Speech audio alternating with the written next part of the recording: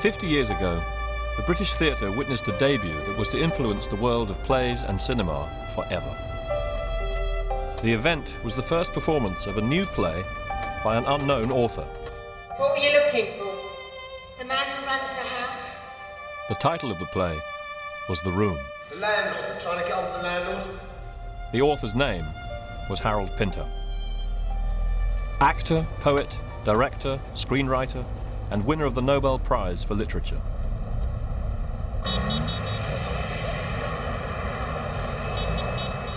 Directing Pinter's first play was Henry Woolf, Pinter's friend and collaborator for 60 years. Hello. Nice to see you. Today, Pinter's 29 plays and 19 filmed screenplays are consistently performed and screened all over the world. I would not want to go far. I'd be afraid of going too far, lest when I return the house would be gone. Lest? What? The word lest. I haven't heard it for a long time. But what is it like to work with Pinter?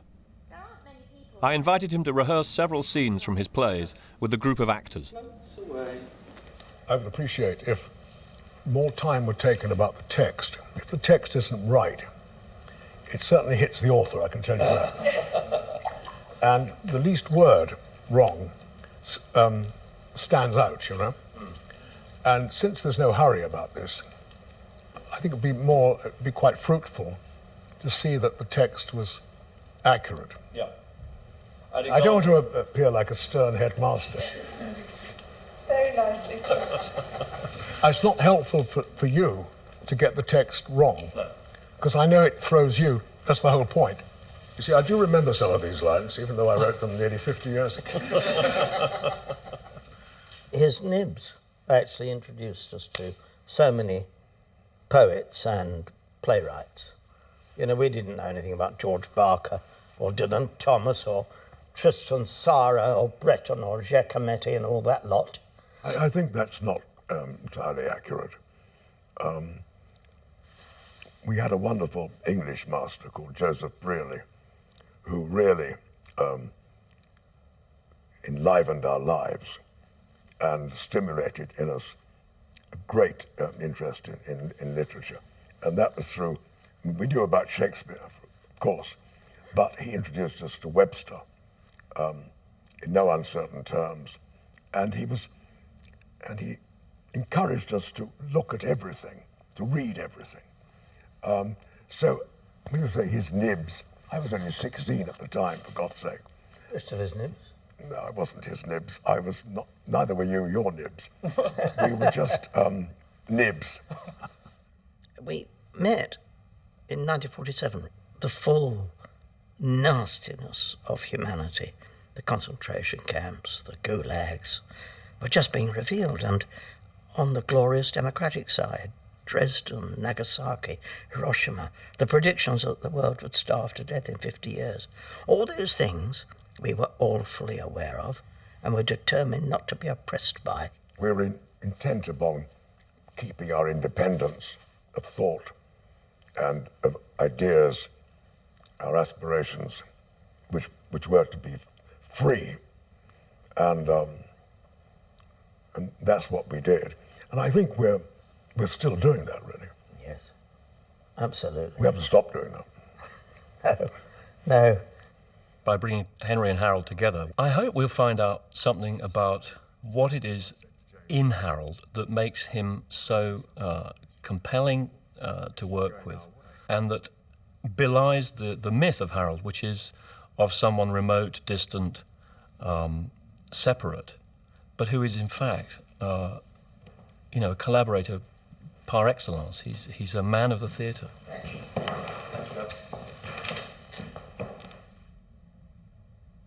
The only child of working-class Jewish parents, Pinter attended Hackney Downs Grammar School and discovered acting. Called up for national service at 18, Pinter refused and twice stood trial for conscientious objection. He escaped prison with a fine.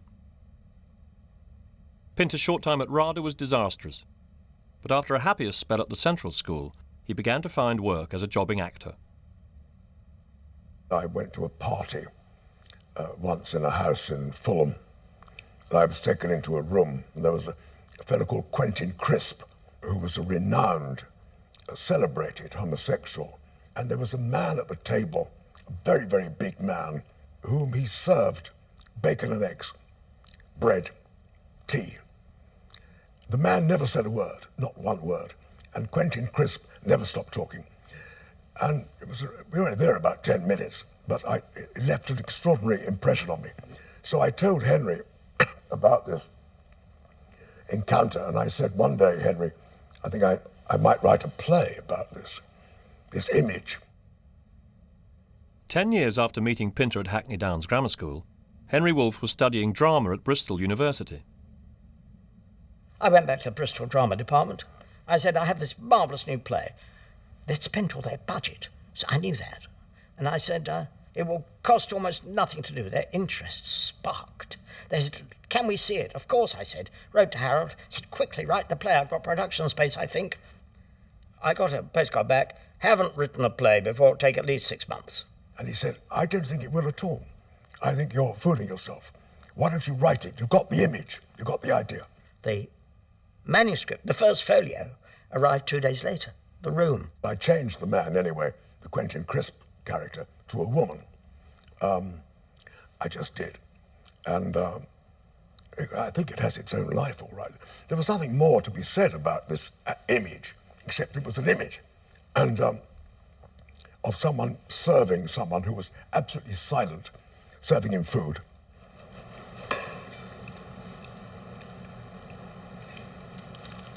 That's right, you eat that.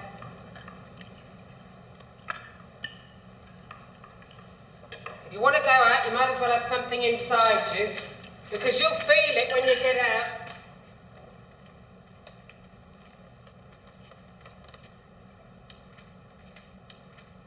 Just now I looked out of the window. It was enough for me. I was rehearsing one play in the morning and playing another play at night and in rep and learning the lines of the next play in the afternoon and so on. So how I wrote the room, I have absolutely no idea. Must have been tightly packed within him that all those extraordinary ingredients that are in so many of his later plays were there, ready to come roaring out of the gun muzzle. Well, Mr. Kidd, I must say, this is a very nice room. It's a very comfortable room. Best room in the house. It must get a bit damp downstairs. Not as bad as upstairs. What about downstairs? Hey, What about downstairs? what about it? It must get a bit damp. A bit. Not as bad as upstairs, though. No one had ever seen a play like that before, with those pauses, with those non sequiturs. How many floors you got in this house, Mr. Kidd? Floors? Oh, we had a good few of them in the old days. How many have you got now? Well, to tell you the truth, I don't count them now. One of the great things that he's not given credit for is he realised that conversation between people, dialogue, is not for the exchange of information or emotions or whatever, unless it's very simple, more sugar please. It's most often to defend oneself, to defend one's status or one's purpose, or to attack somebody else, in some way to define one's right in the territory one inhabits. I went to see the production, and I'd naturally never seen a play of mine on the stage because I hadn't written one.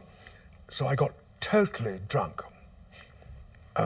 Absolutely as drunk as you've ever been in your life. I was really clearly quite excited. I was 26 at the time, and still am in many ways, by the way. And I got so drunk that Henry had to take me back to our boarding house, where my wife opened the door wearing a black cloak, I remember, over a nightdress, and said, "Bring him in." And Henry just threw me on the bed and left hastily. And the next day we had to go to Malvern with a most appalling hangover and act whatever the hell the play was. A few years ago I was in Bristol and went to the theatre, which is now a storeroom of some kind. Really? It was the old squash court. Yes, it was an old squash court, became a little theatre. It's now a storeroom. And I was very moved to be there, to stand there and remember that, you know, our history. After The Room, Pinter's next play, The Birthday Party, was dismissed by critics. With the exception of the influential Harold Hobson, who wrote in the Sunday Times, "Mr. Pinter and The Birthday Party will be heard of again. Make a note of their names." Within 3 years, the theatre world had recognised Pinter as the leading voice of a new generation. I always saw acting as a kind of contest with the audience at that time. It was either them or us. You know, who was in charge. And to a certain extent, that's remained with me all my professional life in writing plays, that I had an idea of what would shut an audience up through being an actor. And it hasn't always worked, by the way. You can't regulate an audience, you can't tell an audience what to do, but you've got to keep your end up. By the mid-1960s, The Dumb Waiter, The Caretaker, and The Homecoming established Pinter in Britain, America, and all over the world as the most exciting and original dramatist since Samuel Beckett. And now perhaps I'll relieve you of your glass. I haven't quite finished. You've consumed quite enough, in my opinion. No, I haven't. Quite sufficient, in my own opinion. Not in mine, Leonard. Don't call me that, please. Why not? That's the name my mother gave me. Just give me the glass. No. I'll take it, then.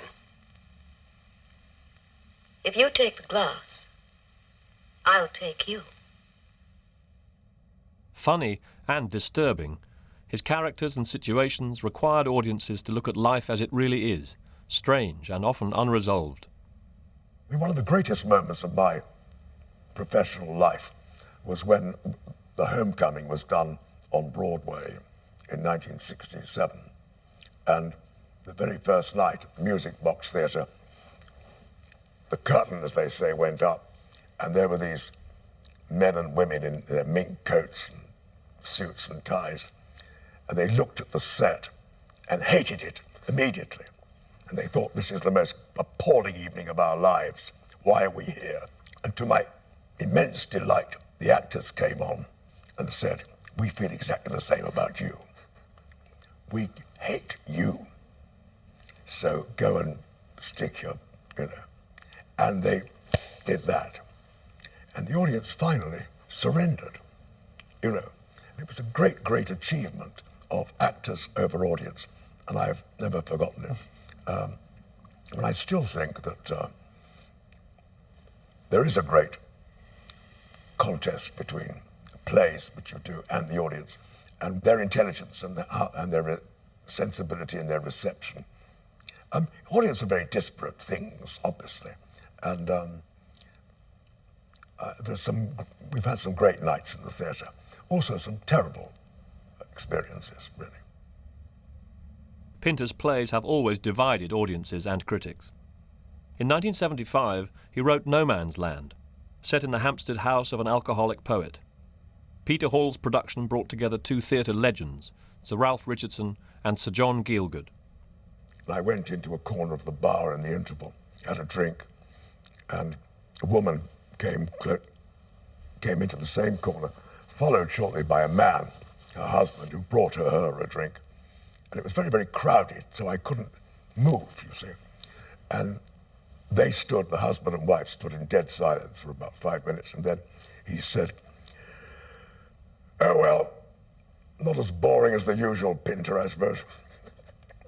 It is you who have behaved unnaturally and scandalously to the woman who was joined to me in God. I, sir, unnaturally, scandalously. Scandalously, she told me all. You listen to the dribblings of a farmer's wife? Since I was the farmer, yes.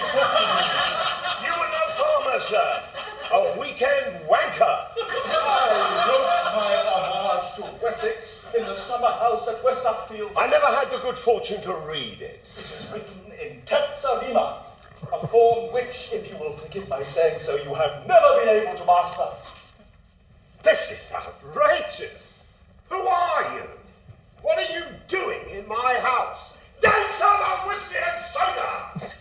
You are clearly a lout. But Charles Weatherby I knew was a gentleman. I see a figure reduced.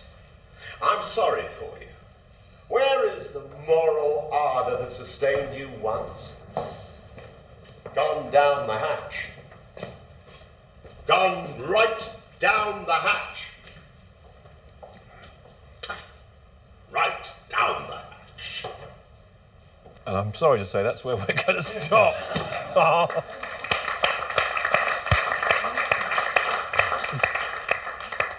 So I want Harold to say something. Well, I just thought it was terrific. No, I think the point is that where there is nothing more to be said, one should say nothing. I really thought it was in terrific shape. One very tiny point, that's all. That down the hatch, the timing of that, I do think down the hatch, down it goes. I know. We decided, didn't we, much to our peril, that we put it in the wrong place. We decided to have one down the hatch early. And perhaps how many down the hatches are there? 3. But isn't it on the... But it's on the third, It's isn't fine. it? It is on the third, but well, I didn't do it. Your point is, it's down the hatch. It's down the hatch, gone down the hatch, right down the hatch, block. Yeah. That's it. So I found working in rehearsals with actors terrific. Yeah. I think they're a great body of people. And, some people have called them children. They like to be lovies. That's a load of rubbish. They're extremely intelligent body, one of the most intelligent bodies of people you could possibly come across. And also, one of not only intelligent, but responsible.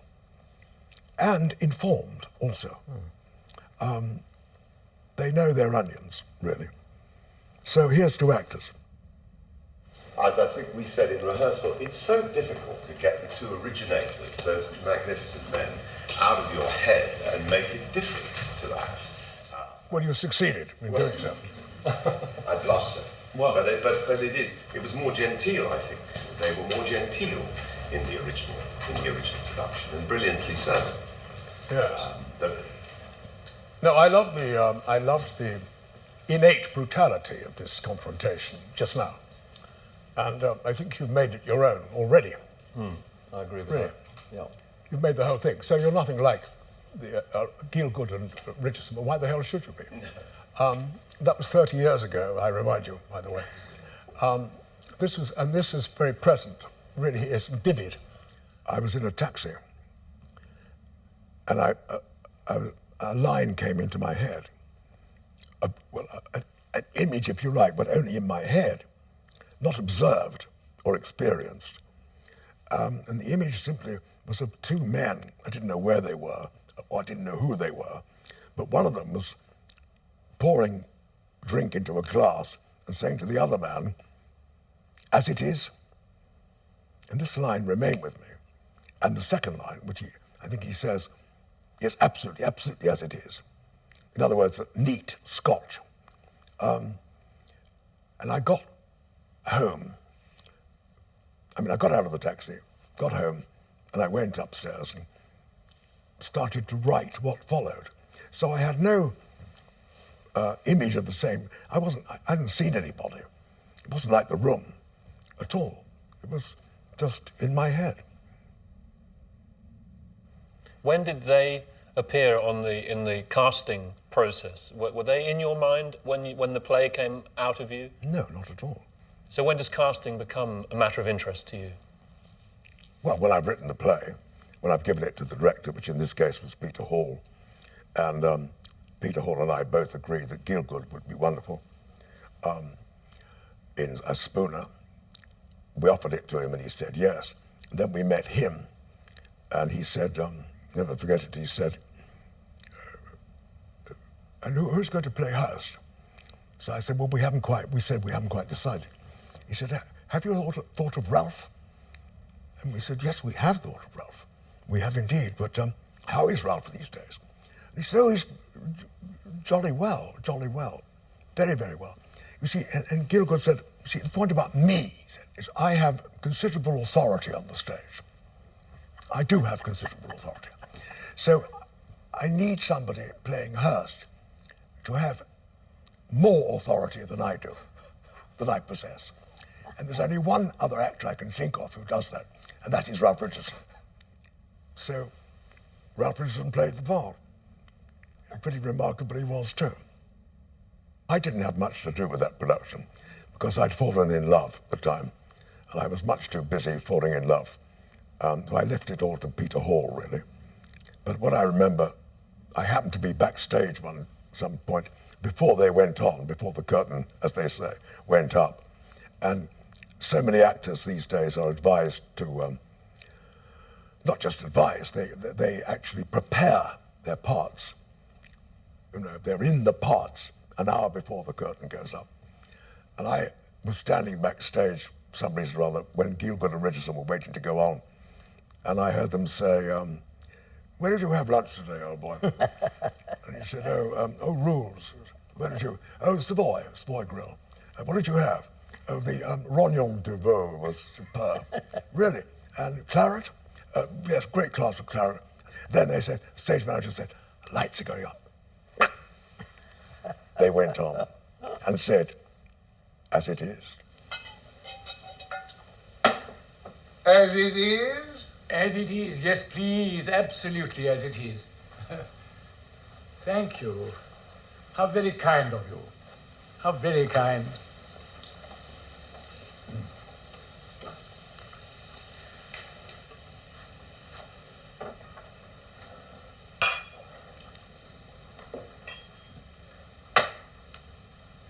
Cheers. Your health. I like that, because I think there's so much bullshit talked about preparing for your part and your role. Yes. These were actors who just knew when you got on the stage, you acted. That was when it started, not before. I honestly think, Harold, that technique on its own won't do.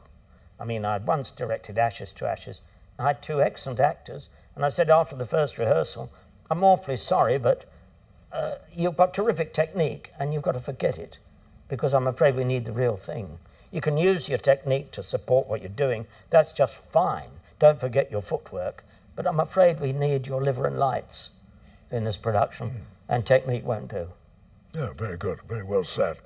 I mean, technique, I agree with Henry. You just take for granted. One thing about technique, you either got it or you haven't. If you haven't got your technique, you're no bloody good, as an actor. But technique also means being heard, audibility,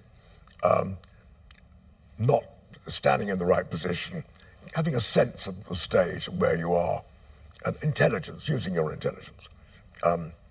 That's technique.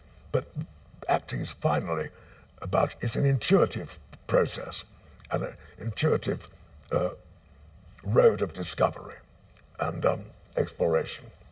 And that's what I think is the excitement of a living theatre. But the actor has to find that well within himself.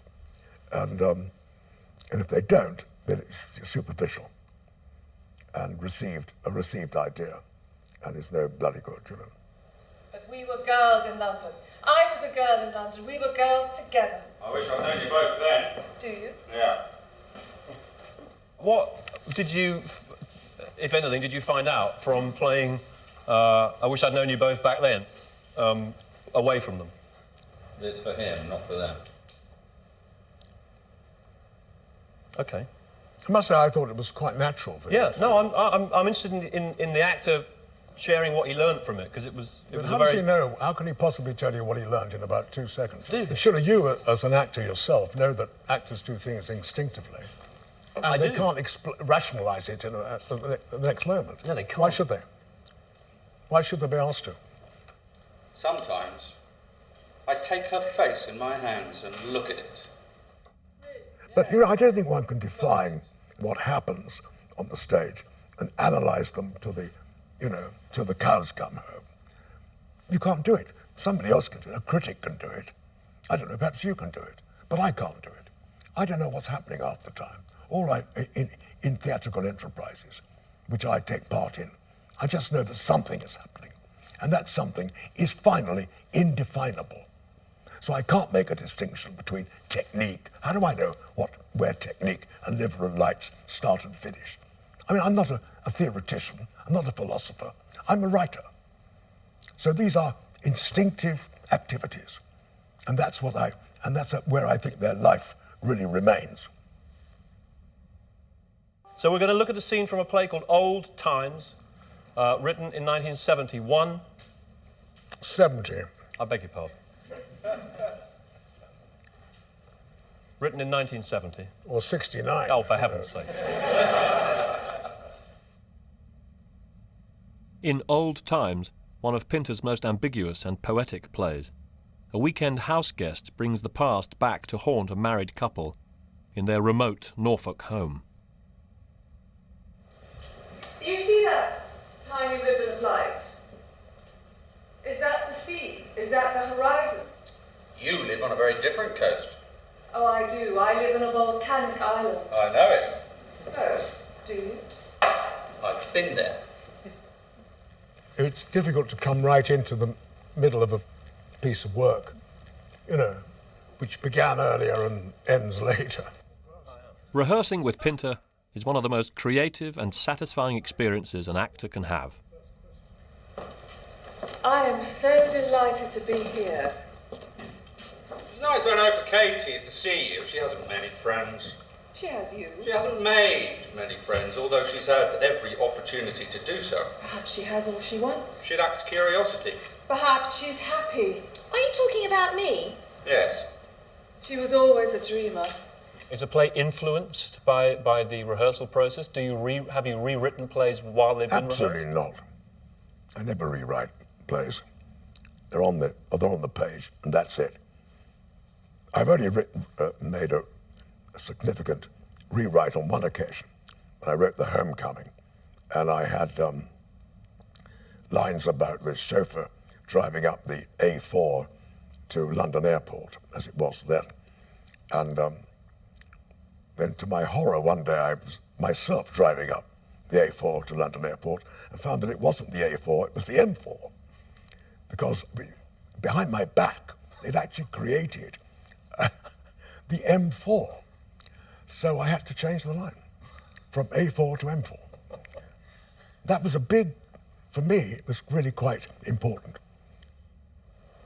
Sometimes I take her face in my hands and look at it. Really? Yes, I look at it, holding it in my hands. And then I kind of let it go. Take my hands away. Leave it floating. My head is quite fixed. I have it on. It just floats away. A lot of Harold's plays are poems, and one can't fool around with a poem and alter its words, and in the same sense one can't alter its rhythms. The fashionable method approach from actors in which one reaches deep into the subjective self for the meaning behind the meaning. No, you've got to trust the text, and Harold's text will always carry you through. I mean, I believe that Kate can take more time. Really? I've never believed, that later on in the play, Anna says how shy, you're still shy, aren't you? I don't believe Katie's at all shy. They try to make her shy or create a shy Kate. But we see by the end of the play, she's not in the least shy. But what I do believe is that she still nevertheless is a very private person, and she has her own space and time. And therefore, I like, my head is still fixed. I have it on. There's no need, I don't think there's any need for combat there. Right. I think it's just, bugger off, really. Walking in the park, I'd say to her, "You're dreaming, wake up, what are you dreaming?" And she'd look round at me, flicking her hair, and look at me as though to say, and look at me as if I were part of her dream. I feel it could be embodied more physically, in fact, by, what happens if he goes closer to her, to Anna, and tells Anna more specifically? You know what I do sometimes? I take her face in my hands, for example, and really, yes, so they are together. At the moment, I find it to just his story rather than what they're both doing together, apparently. What always fascinates me about rehearsal, in any conditions, in any context, is the difference someone who sits or stands can... rather the difference to that actor. Whether he's sitting at a given moment or standing at a given moment, or moving at a given moment, or still. For example, if Anna were actually sitting on the sofa, he might very well go and sit on the arm, or lean over the back of the sofa. Something like that, so that they're all very, very, very, very close. Is it worth trying? She likes taking long walks. All that, Raincoat on, off down the lane, hands deep in pockets. All that kind of thing. Yes. Sometimes I take her face in my hands and look at it. Really? Yeah. Yes, I look at it, holding it in my hands. And I kind of let it go. Take my hand away. Floating. My head is quite fixed. I have it on. It just floats away. She was always a dreamer. Well, that's what I'm enjoying about this now, here, this very moment. I think it is very flexible and malleable and not rigid. And I can see things being found, particularly, as you say, physically, because I think the physical life on the stage is of the first importance for an actor to find, after movements of discovery, where is the best place for he or her to be. And it takes quite a lot of finding, really. I've seen many productions of Old Times. I've also acted in a production of Old Times, although I've never directed it. But I really have been involved with that play over the years, over 35 years or so. And I've always had a very open relationship with any director, by the way, so that has directed Old Times or anything else, otherwise it's useless. It's got to be open and frank. But I have never made that suggestion to any director or any actor until I suddenly saw, because of the way the staging was arranged, that there could be a development there which could really open a door, another door. And I was very, very excited about that. Sometimes, walking in the park, I'd say to her, you're dreaming. Wake up, what are you dreaming? And she'd look round at me, flicking her hair, and look at me as if I were part of her dream. I remember I was directing a play once, and the girl came into the room. Her entrance, we were just playing about, it was only early days. And she said, "I don't know where to go." And I said, "Well, take your choice. You could either go and sit down or have a look out the window or make a cup of tea or..." She says, "No, I don't feel any of that. I don't feel any of that." I said, "Well, what do you want to do?" She said, "I don't know what I want to do. I don't know what I want to do." So I said, "Well, don't do anything then. Just stay exactly where you are." She said, "I can't stay where I am. How can I stay where I am? It's ridiculous. I've come into my own house." So I said, well, if it's your own house, which it was, then you are free to do whatever you like. She said, but I don't know what to do. I said, for the time being then, just, can I repeat, don't do anything.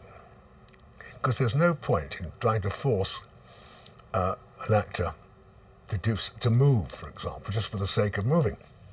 You trying to tell me you had an affair with Arabella? A form of an affair. She had no wish for full consummation. She was content with her particular predilection, consuming the male member.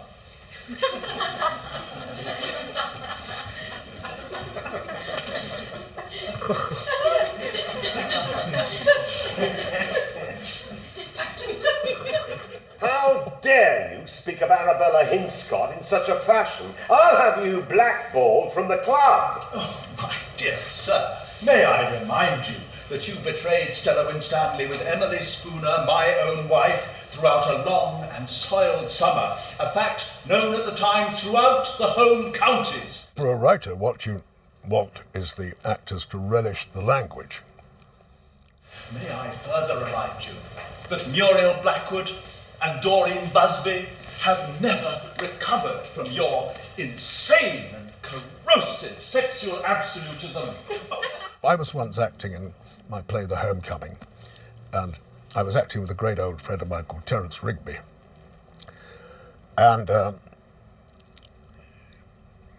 director, who was a young director, his first production actually, after a couple of weeks came to my dressing room and said, one night and said, Harold, look, I've got something to say to you on behalf of the author. And I said, what's that? He said, well, quite honestly, you're getting too many laughs. So I said, oh, am I? You mean I'm overplaying it? He said, I don't think the author would approve. So I said, oh my goodness, I'll keep my eye on that. So I went on the stage that night. I didn't get one laugh for about 30 minutes. And Terence Rigby met me in the wings and said, what are you doing? I said, what am I doing? He said, you're playing it right down. Nothing's happening. There's no relish. So I thought, he's right. So I went back on stage and relished everything and started to get more laughs. You were always preoccupied with your physical condition. Wench, I don't blame you, you're a damn fine figure of a chap. Natural athlete, medals, scrolls, your name inscribed in gold. Once a man has breasted the tape alone, he can never, his golden moment can never be tarnished. Good, and I can feel you. That's the first time. That's good, that's good. Isn't he is breasting the tape forever? Isn't it the line, he is breasting the tape forever? I didn't hear that. No, it was to come. I got it in the wrong place. Oh. I'm sorry. He was holding Once it back. a man has breasted the tape alone, he is breasting the tape forever. That's right. Yes. That's right. Is that a quotation? No. Did you make that up? I made it up. Natural athlete, medals, scrolls, your name inscribed in gold. Once a man has breasted the tape alone, he's breasting the tape forever. His golden moment can never be tarnished. Do you run still? Why was it we saw so little of each other after we came down from Oxford? I must say, I think there's room for a reaction on Do You Run Still? I mean, that is the needle, isn't it? It's the last, yes. with the greatest charm, I would suggest. Do you run still? And wait for a reaction. When you look at this man, when did he last run, you know? Yeah. Run where? I think that moment's being missed. I think my plays are quite honestly, are much funnier than they're often seen to be, or understood to be. I laugh anyway. You have a wonderful casserole. What? I mean wife. So sorry. A wonderful wife. I think it would be helpful if Dealey came in quicker. Absolutely. So, what the hell have I said? What have I said? Okay. You know, I think it's too, I find it too urbane at the moment. All right. To say you have a wonderful casserole when you actually mean wife, Yes. it's a very odd thing to, is a bit odd. you know. If I'm directing one of your plays, I suddenly come to a pause or a silence, and I know there's nothing going on at all. People are just pausing and silencing. Yes. I say it's no good unless you've got a populated pause or an inhabited silence. It's no good moving into a vacant lot. Well, I think they've been taken much too far, these silences and pauses. In my plays, I'm really extremely depressed in the past. I have been when I've seen productions in which a silence happens because it says silence, and a pause happens because it says pause. And it's totally artificial and meaningless. All I meant was that a pause can be that. It's just a moment's breath, a moment's thought, a moment's uncertainty, perhaps. Silence is when nobody knows quite how to deal with what has just been said. But I think these terms, silence and pause, have been undertaken much too far. And my wife calls them the curse of Pinter, the curse of Pinter. And I quite agree with her. These damn silences and pauses are all to do with what's going on, what is happening. And if they don't make any sense, then I always say cut them. In fact, when I act myself in my own plays, which I have occasionally, I've cut half of them, actually. I've said this doesn't mean anything to me. Pinter's earliest plays emerged from a fiery political conscience, fueled by the resurgence of fascism in the East End after the end of the war. The abuse of power, the unwanted invasion of territory, and the victimization of the weak by the strong are dominant themes in the confined spaces of Pinterland. I've always been a political playwright. I haven't always written political plays, but I've always been a political person, and The Dumb Waiter I consider to be a political play. In The Dumb Waiter, written in 1957, a pair of hapless hitmen are forced to face their own shadows.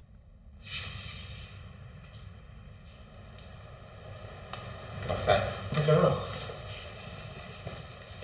Where did it come from? Under the door. Well, what is it? I don't know. Pick it up. What do you mean? Pick it up.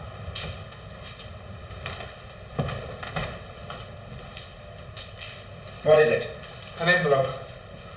Is there anything on it? No? Is it sealed? Yes. Open it. What? Open it. What's in it? Matches. He doesn't write many garden party scenes, does he? They're interiors nearly all the time, with who knows whom in the next room. Who knows who's coming through the door? It reflected a vast amount of particularly European and Russian experience before and during the Second World War. I think his interiors reflected somewhere where Jews live. A generalization. Jews tend to live inside their head because it's the only safe place. You might have to pack your bag and run. And I think Harold's interiors really, for me, are projections of that Jewish interior, shared by Kafka, by many Jewish writers.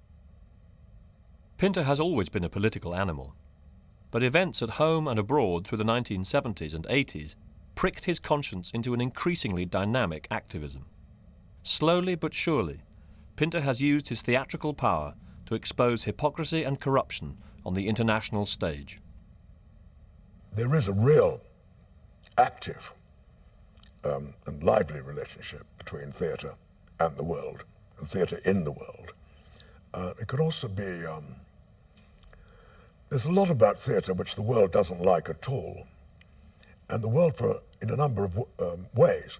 I mean, for example, there's an extremely good play called My Name is Rachel Corrie, about the girl who was in Israel, Gaza in fact, was protesting against the Israeli demolition of houses, and a bulldozer came towards her and she waved the flag and said, "I'm just here to protect people who are having their houses demolished."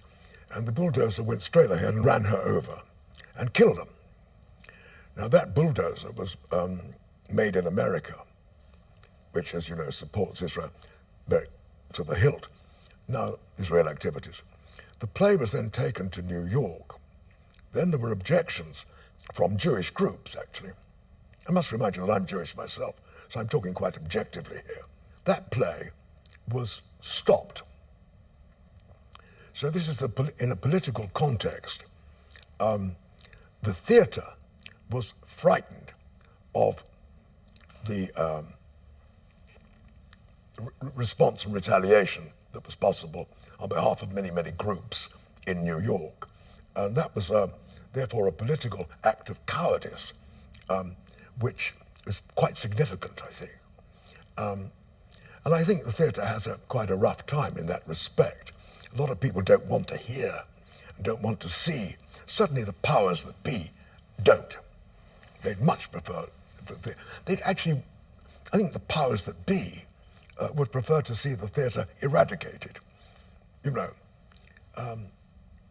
like they did in, you know, you're a historian, wasn't it? Who was it who stopped the theatre in England back in the... The Lord Chancellor. That's it? He did it. I remember Orson Welles saying, if all the theatres in the world closed tomorrow, not only would nobody care, but no one would notice. He said, it's only the actors keep it going. I think he meant the writers too. I think that's not, I don't think that's any longer the case. I think people would notice now, whether he was right or wrong.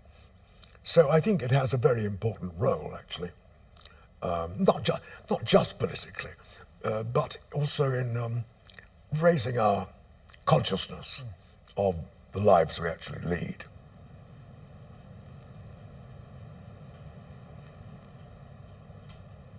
I can do absolutely anything I like. Do you think I'm mad? My mother did. Do you think waving fingers in front of people's eyes is silly? I can see your point. You're a man of the highest intelligence. But would you take the same view if it was my, boot? Or my penis? Pinter wrote One for the Road in 1984, himself playing Nicholas, the embodiment of ruthless state power, in this film for BBC Television's Arena. You're probably wondering where your wife is. She's in another room. Good-looking woman. The play was written in a burst of rage at a time when Pinter and others were trying to stop state torture in Turkey. Ah, God, that was good. I met a couple of young women, and I was very actively engaged with what was going on in Turkey at the time. These were young Turkish women from the embassy, actually, here. I said, what are you going to say about the torture that's taking place in Turkey, in prisons and police stations? And they said, oh, we don't think much about that. I said, why not? What do you mean you don't think much about it? And they said, well, they're communists, aren't they, the people who are being tortured? So I said, is that all you've got to say? And they said, in other words, communists deserve what they get. And I was so furious, instead of punching them on the bloody nose, I went home and started to write One for the Road immediately.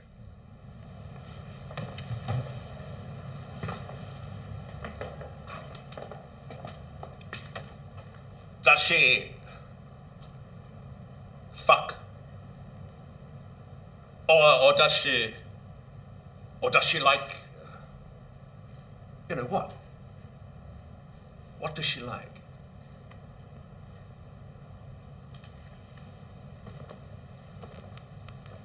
I'm talking about your wife.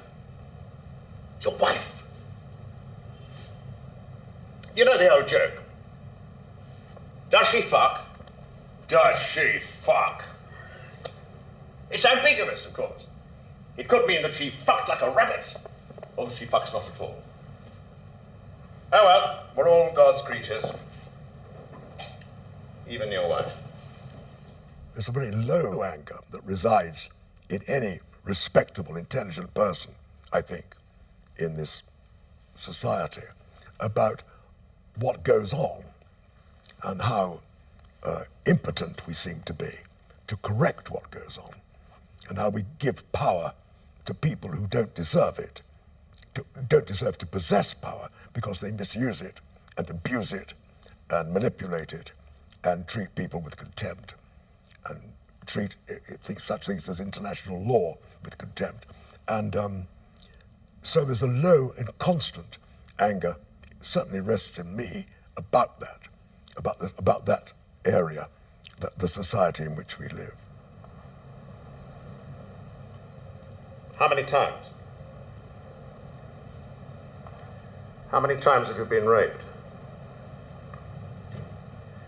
How many times?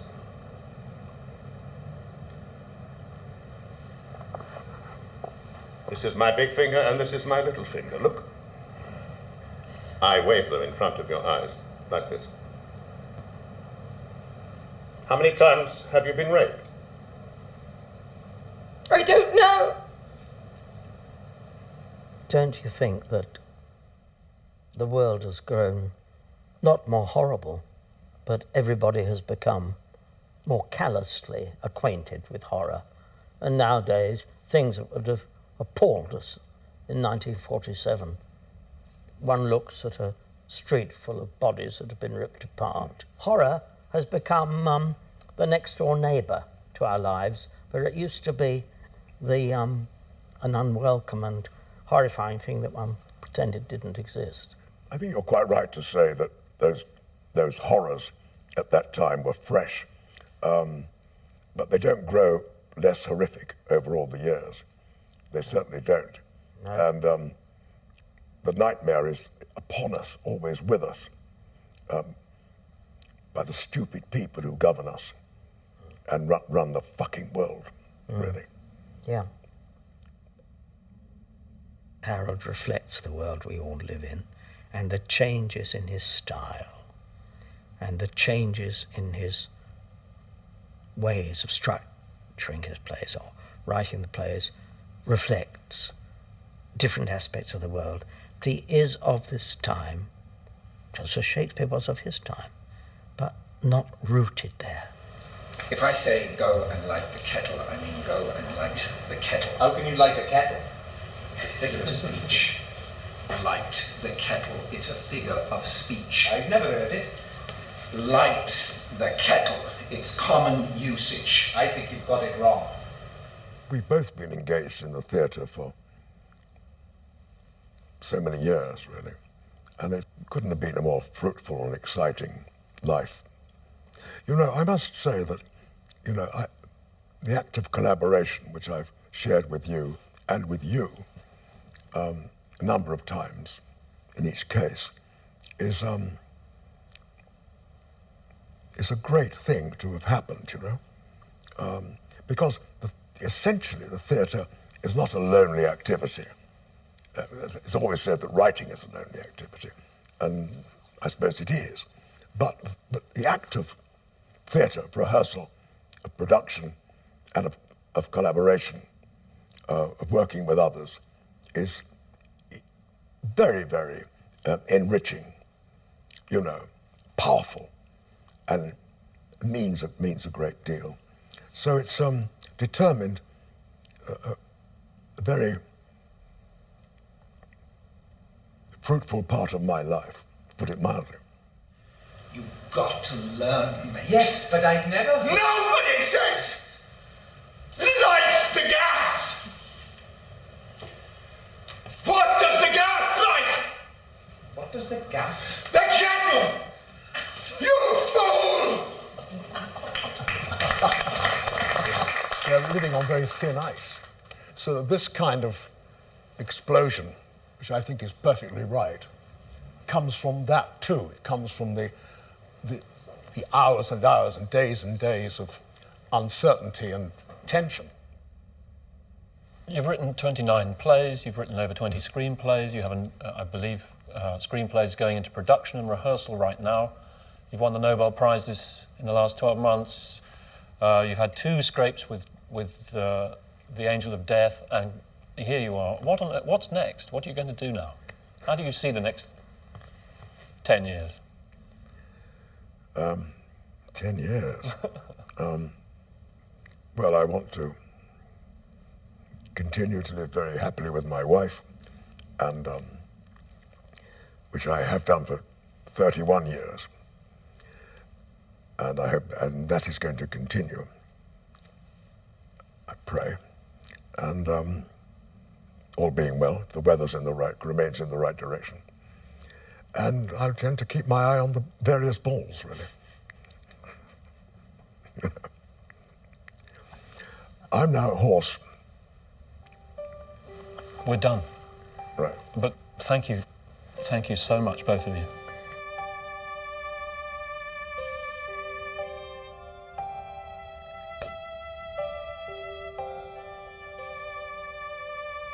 Cheers, thank you.